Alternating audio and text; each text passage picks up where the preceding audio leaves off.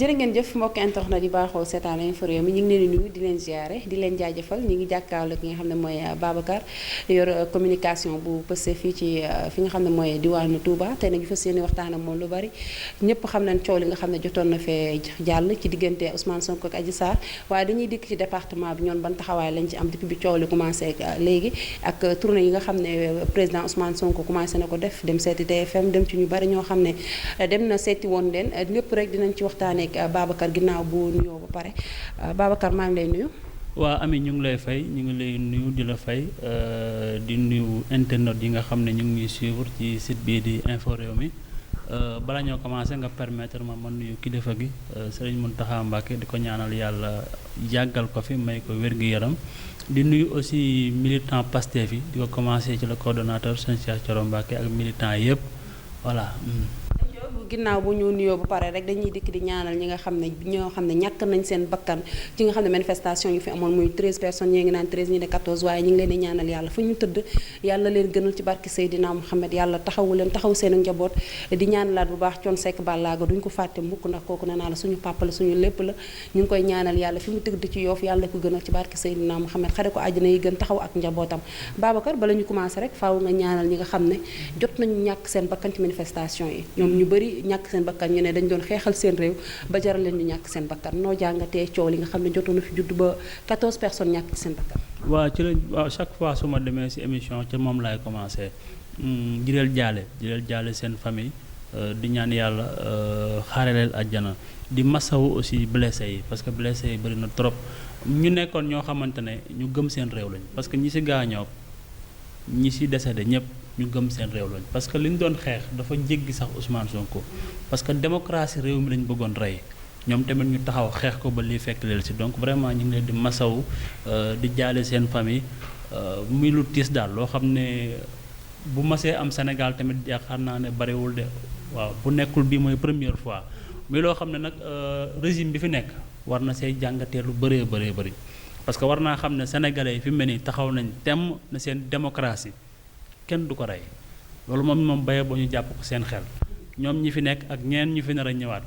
nañ jàpp loolu seen xel. ñoom dafa mel ne taxaw nañ ci bi loolu amee président génn na masawu leen ba pare jaale leen ne képp koo xam ne victime gi rek fas yéene ne jëflanteeg yow mooy jàppale la ba génne ay milliards yu bëri ngir ndaw ñi gën a jàppale ndaw ñi pour ñu gën a mën a am liggéey yaakaar naa président mi ngi commencé fay jéeg. non Ami attends xam nga président kañ la génn. déet bi affaire yi amee mu toog fi silence boo xam ne Sénégal. ministre de l' intérieur génn na fi wax c'est ministre de l' intérieur mooy président rek après président doo ko génn kon ñi ak njabootam génn nañ. non moom mooy njiitu réew mi 13 morts fu mu am njiitu réew mi dafa war a gaaw génn warul xaar ba kenn di génn muy doo ko génn Charlie Hebdo ba mu fi amee ci journal Charlie ba ñu am ñu fa rey dafa jóge fii Sénégal dem France bokk ci marche bi naan je suis Charlie te ñooñu duñu ay sénégalais. donc ni mu doxalee du loo xamante ne nawloo na Sénégalais yi silence boobu waru ko ci woon fekk. mais bu muy génn si xam nga. génn na moom it génn na jaale na Sénégalais yi fas yéene na taxaw ne képp koo xam ne victime nga fas yéene la dimbale sa famille ñi nga xam ne loru nañ fas yéene na gis fa ay famille am dimbale leen loolu yaakaar naa mu génn la. ba pare masawu na Sénégalais yëpp. non xam nga génn ak masawu yëpp d'accord nañ mais heure ba nga koy defee gis nga nit boo respecté say population mbir moomu su amee. dans les 24 heures war nga génn waroo toog bañ naan ndax président mu ngi ci réew mi wala nekkul ci réew mi loolu manque de considération la pour les sénégalais loolu lañ gis ñun. loolu lañ gis bu respecté woon sénégalais affaire bi mu amee dans les heures qui suivent lay génn du toog ba nga xamante ne pression sax defe naa ne génn bi sax pression la nit ñee ko pressé pour mu génn rek waaye yaakaar naa ne bu ñu ko nit ñu pressé la woon est-ce que na faale nit yi. mais bi affaire bi amee sax man dama gisul sax benn message bu mu bind wala benn tweet. pour jaale famille ñi nga xam ne seen doom yi dañ ci ñàkk seen bakkan loolu manque de considération la pour les Sénégalais. ayca Babacar dañuy continuer rek ñu gis Adji Sarr gis sortie bi nga xam ne ñëpp a ngi doon wax Adji Sarr fu mu nekk fu ñu ko làq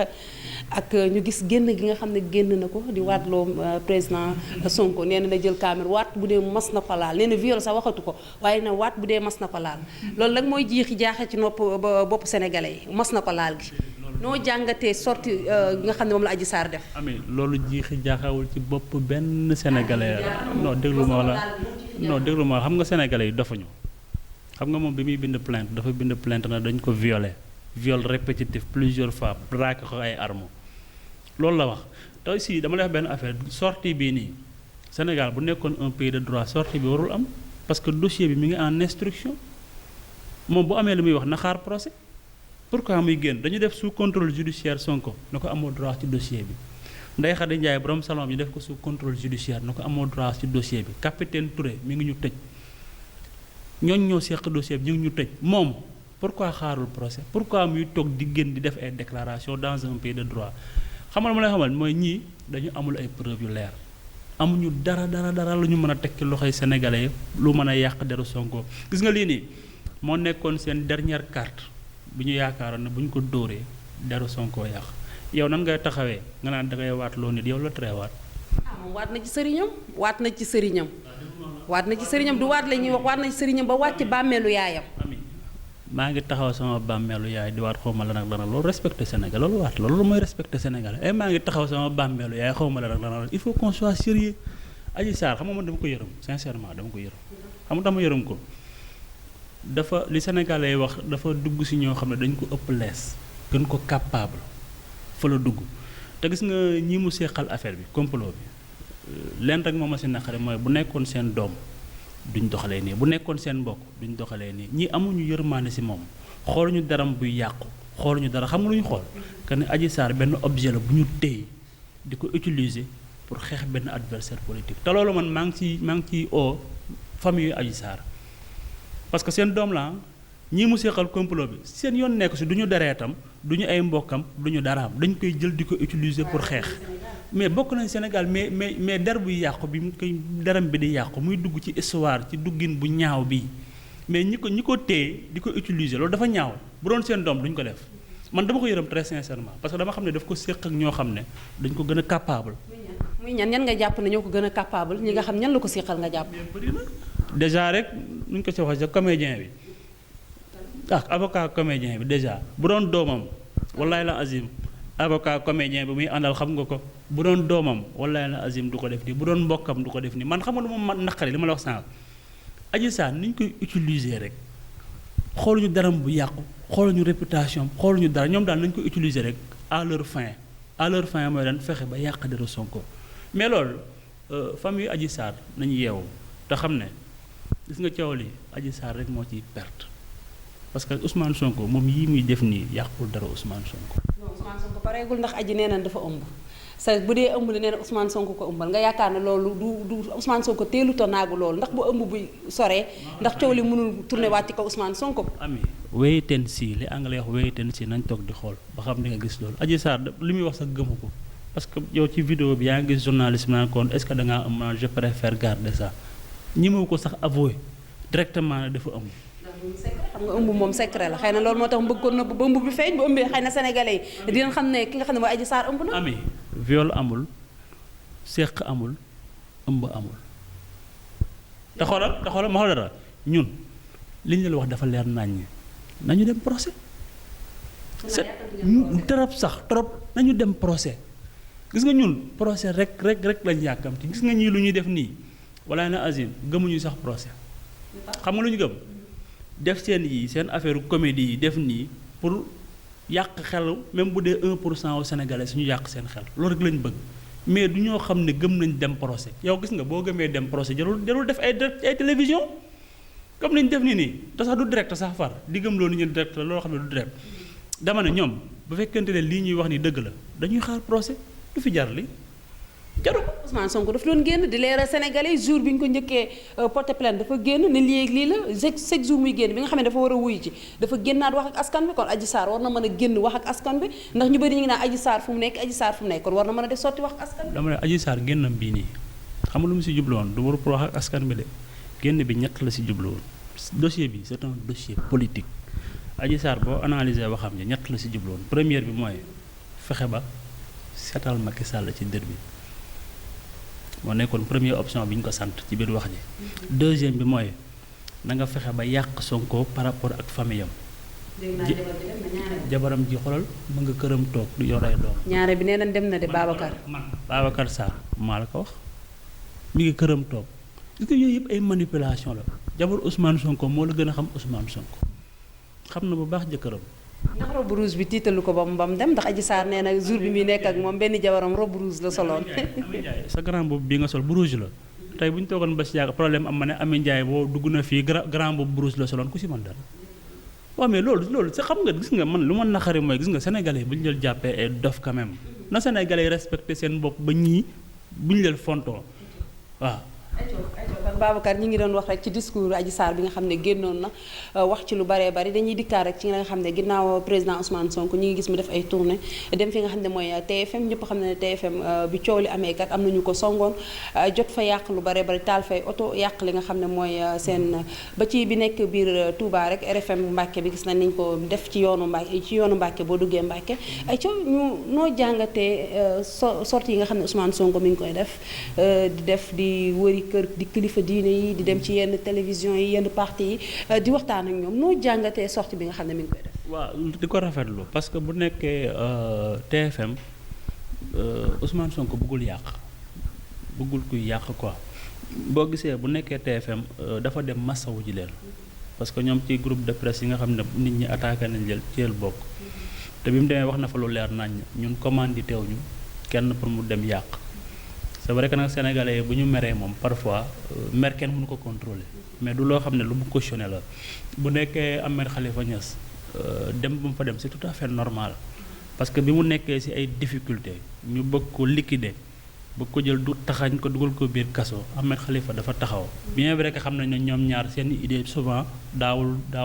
kii quoi mais gis nañ mu taxaw ne sama bakkan laa ci teg ne kenn du ko laal kooku bu waxee loolu taxaw wax ko ñëpp di dégg bu paree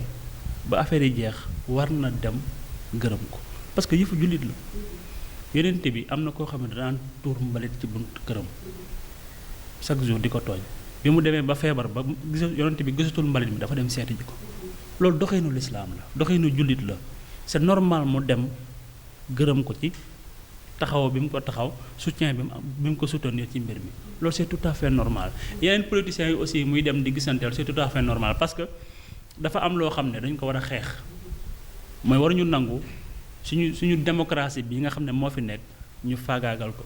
waruñu nangu le régime bi fi nekk installé fi dictature loolu nag ñëpp ñi nga xam ne pare nañ pour xeex ko Ousmane Sonko dina dem gis leen joxanteeg ñoom loxo loolu mooy doon. ñu bëri ñi ngi naan Ahmed Khalifa Niass daf ko wax dinaa fexe président toog fii nga toog fii ngeen gisee ndax gisee boobu yéen a ngi koy rafetlu président Ousmane Sonko ak président Macky Sall ñu toog jàpp ngeen ne loolu war na mën a nekk. non président Ousmane Sonko ak Macky Sall amuñu pour toog moom na gouverner ñun ñu opposé wu. c'est très simple amuñu lu ñuy gisante ak moom man personnellement je conseille du xam naa ne sax du ko def je conseille au président Sonko ay tête-à-tête ak ay gisante nekk ko si. ñoom nañu gouverner ñun ñu opposé gisantewuñu waaw parce que ñii ku leen xam doo gisanteeg ñoom parce que boo gisanteeg ñoom bu subaa boo ñu xëyee waxalal loo xamante ne waxoo ko fa defoo ko fa gisantewuñu ak ñoom nañu gouverner ñun ñu opposé wu un point c'est tout. Aïcho ñu ngi ba tey ñu ngi jàkkaarloog yéen ñi nga xam ne yéenay baaxoo seetaan info mi ñu ngi jàkkaarloog Babacar di waxtaan ak moom tey waxtaan bu am solo lépp rek actualité bi nga xam ne am na ci biir Sénégal Babacar taxawaayu Serigne Mountakha ci coow li ñu gis Mbàkke ñu ngi koy ñaanal bu baax gudd fan ak wér mucc ak mucc la ci barke Seydina Mohamed ñu gis ñu bëri dañu doon wax kilifa yi waxul kilifa yi waxul ndekete kilifa yi yëpp ñu ngi doon wax ci suuf ñu gis Sëñ Muntaxa tànki jàmm yim ci dox ñu gis bi ñu commencé waate jàppaat 3 jours ne dañuy mars Sëñ Muntaxa dakkal lépp ñaan bokk ñu dakkal lépp loolu yëpp jeex tey taxawaayu Sëriñ Muntaxa ñu bëri dañ ne lu tax kilifa yi ñaan ba réew mi sedd ñi indiwaat Adji Sarr mu def discours dafa mel ne jàmm ji am na ñoo xam ne sàkkuwuñu ko sa gis na ne kilifa diine yi ñu ngi ci dox rôle boo xam ne rôle bu am solo la muy jàmm ci noo jàngatee doxinu kilifa diine yi ci biir Sénégal rawatina bi coow li gënee bari. non bala ñoo ñëw ci doxalin bi génnu Adji Sarr bi mooy wane ne Maître El Hadji Diouf moom respecté wul kilifa diine yi loolu moom leer na nañ amul benn cër amul benn respect ci kilifa diine yi bu ñëwee ci Sëñ Muntaxa nag ñun dañuy rafetlu geste bi vraiment geste bu noble la wane na ne encore moom fa maamam taxawoon ma nga fa ñu ngi koy rafetlu bu baax a baax a baax a baax a baax leneen li nga xamante ne am na si mooy boo gisee fii Touba fii am na fu benn rajo je pense que wax naa ko si benn rajo li ñu def Dakar def ko Ziguinchor def ko feneen ak feneen ak feneen Touba fii ñu ko fi def mi ngi fi woon fit baa ngi fi woon mbooloo maa ngi fi woon engagement baa ngi fi woon boo gisee dara xoosuwu fi dara yëngatuwu fi bu jël sax tojo fi jox cër sëñ bi moo tax parce que mbir yi bi mu commencé patriote yi nekk Touba seen xol jógoon na trop sax pare woon nañ pour génn ci tali bi nañ ko defee fépp mais nag le coordonnateur sëñ Cheikh Thioro Mbacké ak waa bureau bi yëpp fexe nañ ba calmer leen ne leen waruma dëkk bi mayuñu loolu nañ xool beneen solution bu ñuy jàppee ci combat bi mais pas manifestation pas toj pas mais ñime woon nañ ko amoon nañ fit bi amoon nañ boole te nit ñi pare woon nañ pour def ko walaay la azim ñoo ci joué rôle boo xamante ne pour calmer te lu metti la woon bu loolu weesoo gis nañ sëñ Mountakha mu appelé à l'apaisement loolu li si waroon topp sur le champ man li ma gëm bu mu fekkoon ne Macky Sall jox na cër sëñ Mountakha dëgg bi sëñ Mountakha woowee dal li ci waroon topp ci 24 heures yi mooy mu libérer les détenus politiques yëpp surtout nag ñaar ñi dëkk Touba muy Mame Dame Lo ak Bada Ndiaye parce que kenn ki sax Bada Ndiaye boo gisee condition physique am sax da ngay xam ne wax dëgg yàlla kii mérité wul kaso dafa ñaaw trop te ñoom attention man li ma si jaaxal mooy Touba déggoo fi fu ñu toj déggoo fi gisoo fi pneu ba tàkk déggoo fi lu ñu yàq kenn fekku leen ci théâtre opération ñuy yàq mais ñooñu pourquoi ñu leen di téye ci kaso bi pourquoi. yenn appel yu ñu am wala yenn appel yu ñu doon woote ndax xam nga groupe WhatsApp bi moom message day dem. waaye ma ne la gis nga nit boo koy jàpp da nga koy jàpp ci ay action ñoom gisuñu benn action bu ñu fi def tojuñu taaluñu yàquñu ma ne nañu bàyyi doomu. yéen ban taxawaay ngeen ci am yéen ñi nga xam ne yéenay waa Pastef bu Touba seen ñaar ñi nga xam ne ci yéen lañ bokkoon tey ñu arrêté leen. waaw xam nga luñ ci njëkk a man mooy parti bi déjà utal na leen avocat boo xamante ne mi ngi leen di toppatoo déjà seen côté lekk ak naan yëpp parti baa ngi ko des ñun nag leneen lu ñu si mën mooy di seetaan Macky Sall ak sëñ Mountakha parce que sëñ Mountakha dal la woote jàmm moom nag su fekkee mën na continuer ci lii problème am la en tout cas ñun daal comme que sëñ Mountakha wax na ne jàmm la woote te jàmm jooju fi mu mën a njëkk commencé mooy bàyyi ñi jàpp comme que léegi moom mi ngi leen téye ba léegi ñu bàyyi juge rek en tout cas ñun de bu ñu nekkoon place am sëñ Mountakha wax balaa moo mat 10 minutes ñu bàyyi ñëpp na ko Mbàkke jàmm lañ bëgg. ayco yéen ñi baaxoo seetaan info mi Babacar lañ fi dalal waxtu wi ñu cërale woon Babacar li ci des bareetul tey loo jàngatee jamono ji ñu tollu Sénégal coow li bëri na wax ji bëri na mën naa ne la ku xëy yaa ngi ci internet bi kii nee na lii kii nee na lii dafa mel ne yu ñu commencé woonul xam suñu réew la ñu commencé judd suñu biir réew surtout bi Adji Sarr génnee rek ne Nescafé ak li day yàq ëmb presque foo dugg rek moom la nit ñi di TikTok moom la nit ñi di def nga yaakaar ne loolu dem ba yàq suñu ndaw ñi noo jàngatee coow li rawatina bi Adji Sarr génnee wax ji ci jot am ba ci Nescafé boobu mu wax ne day yàq ëmb ak Coca nga gis ni ko nit ñi di defee nga yaakaar ne loolu dem ba ndaw ñi di ko isin mais loolu moo lay wan ne ñu ko génne fii di ko defloo ay vidéo di ko wax loo ñoo yëpp Sénégal gis nga ñu nekk ci ginnaaw complot bi complot am na bu leer naññ la complot lii xam nga ne ni mu leeree dafa ëpp sax lii bu leerul woon ba tey Sonko mu ngi ca kaso ba complot bi te li xam nga li ma gën a metti mooy ñi nga xam ne ñoo seex complot bi dañ leen war a teg ci yoon gis nga dossier bi dañ ko war a delloo section de recherche xoolal ñu oo ñi nga xam ne ñoo nekkoon en relation ak Adji Sarr ak Sidi Mohamed Mbaye ba xam ñan ñoo nekk ci ginnaaw ñu teg leen ci yoon parce que Sénégal tey ba yeggee fii ñoom la parce que benn groupe nit benn nit rek ba tax ñuy teg complot ba jur Sénégal ba jaxasoo bi ñooñu dañ la war a teg si yoon man loolu laa gëm nañu xoole ñan ñoo nekk ci complot bi te ñu bàyyi waxu kasaw yi ña nas complot bi nañ leen xool ñan la ñu teg leen ci yoon parce que Sénégal tey fu mu toll tey si jaxasoog li yëpp ñoom ñooy les principaux responsables waaw. merci beaucoup Babacar tey ñaari conseiller moo des boo ma doon conseil président Ousmane Sonko jamono ji ñu toll ak président Macky Sall lan lay doon. non bu fekkee le président Ousmane Sonko li ma koy conseiller mooy logique ba mu nekk na si gën a continuer waaw mooy que ne na gën a gëm boppam na gën a def attention surtout encore loolu conseil boo ko na gën a prudent gën a def attention gën a xool fu muy teg tànkam. gën a moytu parce que tamit dañoo ko séq ak ñoo xamante ne ils sont prêts à tout bu leen jaralee tuumaal danañ la tuumaal bu leen jaralee rey laa la wax danañ la rey donc moom na gën a def attention gën a prudent mais aussi ci lim nekk daal na ci gën a nekk mooy constance bi même discours bi voilà moom ma ne ko li ma koy sant mooy moom ñi nga xamante ne bu fekkee bokk ci ñi nga xamante ne ñoo nas complot bi bu fekkee bokk ci dañ leen teg ci yoon parce que lu dal tey Sénégal ñoom la parce que laa xëy commencé bu fekkee bokk ci la xaw ma ndax bokk na ci am di waaye bu fekkee bokk ci bu fekkee bokk na ci na démissionné. jërëjëf mbokkeen tax na di baaxoo seetaan info yi mu santaat nañ leen gërëm leen sant Babacar bu baax a baax moom sama nit la jàngat bi nga xam ne jàngat bu am solo def nañ ko lépp rek ci tolluwaayu réew mi rawatina coow la Sonko ak Adji Sarr sortie bi nga xam ne Adji Sarr defoon na ko ak tournée yi nga xam ne gis nañ président Ousmane Sonko di ko def lépp rek ñu doon ci waxtaane ga Babacar Sarr waaye Babacar Sarr Adji Sarr sa doom baay la def fàtte woon naa la ci tooñ déedéet dama ko fàtte woon tooñ moom Adji Sarr doom baayam la kooku saaram daa am déedéet yéen a bokk même saar bi ay ñoo bokk même saar bi ay ca jërëjëf ñi ngi leen di santaat bu baax di leen gërëm di jaajëfal ñëpp ñoo xam ne ñi ngi ñu doon seetaan ñi ngi leen di sant di leen gërëm di leen jaajëfal di leen ñaanal yàlla rek li képp ku ne la nga bëgg yaa ko xam yàlla na ko yàlla defal di ñaanal sama doom ji sax sëñ Fallou maa ngi koy ñaanal bu baax moom it la mu bëgg rek yàlla defal ko ay ca jaajëf maa ngi leen di sant di leen gërëm ba bari incha allah rabbi jërë ngeen jëf